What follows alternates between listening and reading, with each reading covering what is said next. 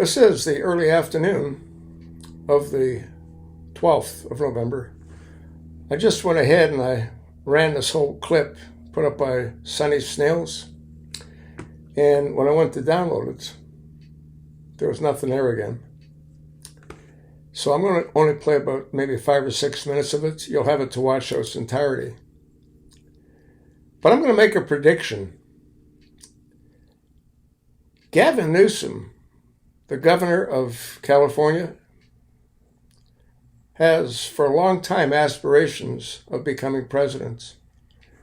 And I think thanks to that dope in the White House, you know, that short, fat guy that doesn't even know where the hell he is, he's destroyed the entire Republican Party.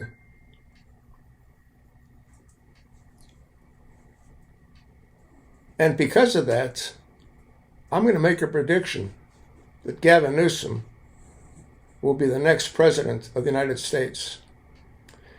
Now, the only chance that J.D. Vance has in becoming president is if he does what he needs to do, which is exercise his authority and execute the 25th Amendment to get that dope, that little short, fat dope out of the White House. Let's play a little bit of this clip. Trump's Gulf meltdown goes viral after photo shows health crisis. Rick Wilson.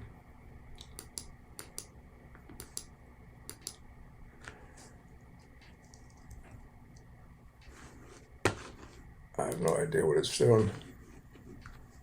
Donald Trump, Carolyn Levitt, or anybody in that circus they call an administration is going to hide what's right in front of us. You can't cover up this kind of decline. You just can't. The man's falling apart physically, mentally, politically, pick your poison. Every time they try to slap a fresh coat of paint on him, they just highlight the cracks. It's like watching somebody try to hide a dumpster fire under a napkin.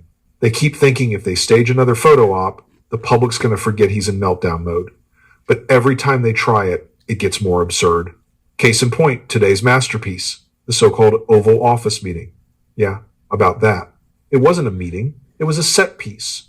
A glorified green screen moment designed to make a half-awake Trump look like he's running the country when, in reality, he's barely running his eyelids.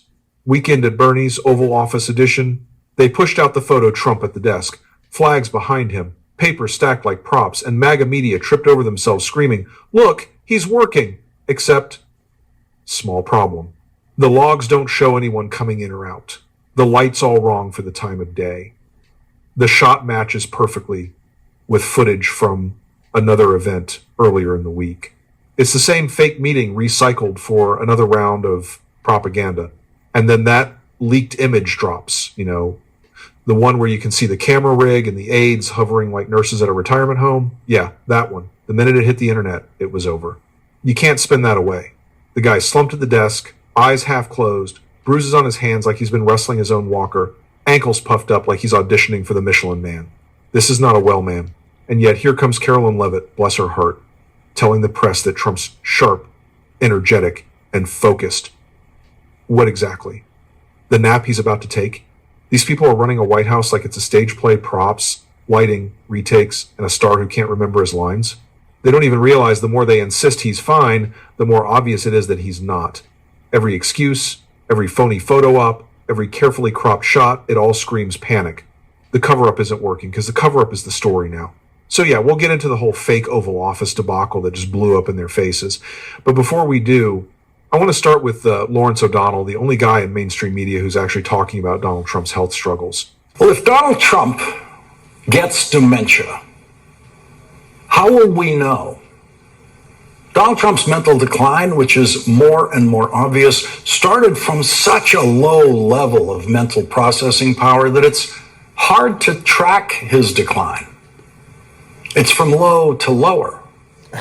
And then there are days like today when Donald Trump asks himself out loud in public if he is allowed to appoint himself chair of the Federal Reserve. Now, it may be tiresome to hear, but we must not grow weary of making the point that no other president was ever capable of saying anything as stupid or as indicative of dementia as that, am I allowed to appoint myself chair of the Federal Reserve?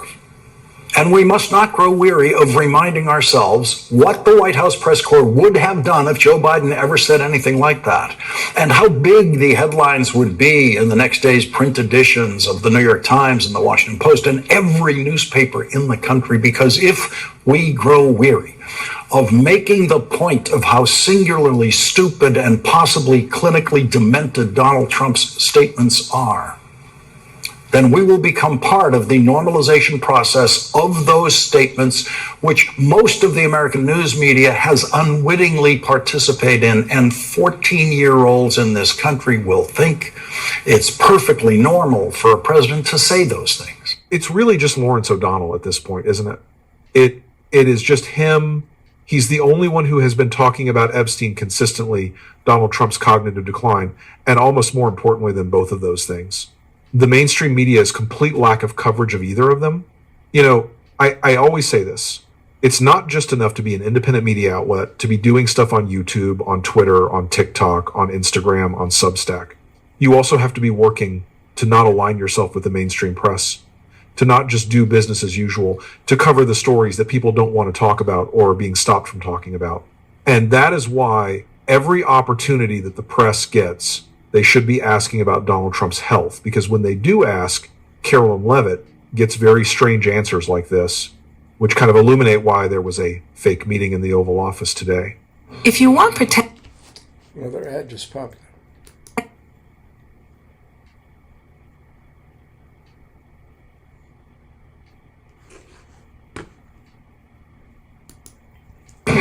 Why did President Trump get an MRI during his recent visit to Wall Street? Look, as President Trump said, he would inquire with the physicians. I'll check back on that. But as the physical itself stated, Kristen, and as you all know, because you are all witness to it, every single day the president is in optimal physical health. This was a follow-up appointment, and we provided a detailed readout of that physical. I'm happy to give it to you again, and I can inquire further. With all due respect, an MRI is a very specific procedure. It's done on a part of the body looking for something specific, so it's not generally part of any kind of routine checkup. And in addition, President Trump has said that he wants to be transparent. He has told us to ask the doctors, which we have and have not heard back.